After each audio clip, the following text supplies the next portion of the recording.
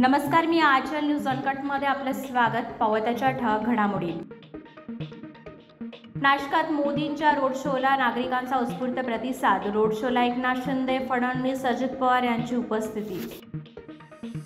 देवेंद्र फडणवीस म्हणजे शूर्पणखा आणि शूर्पणखेचे नाक कापल्याशिवाय आम्ही राहणार नाही. संजय राऊतांची जहरी टीका.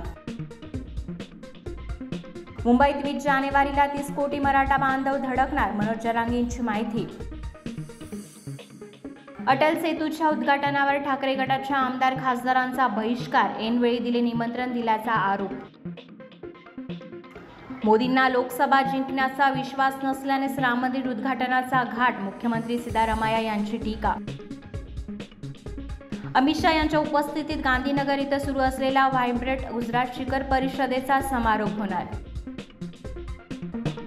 रामलल्लाच्या प्राणप्रतिष्ठेपूर्वी मोदी करणार 11 दिवसांचा विशेष धार्मिक विधी, नरेंद्र मोदींची घोषणा.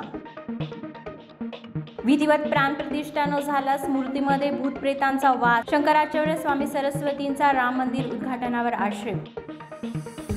पंकज त्रिपाठींनी दिला निवडणूक आयोगाचे राष्ट्रीय आयकॉन पदाचा राजीनामा.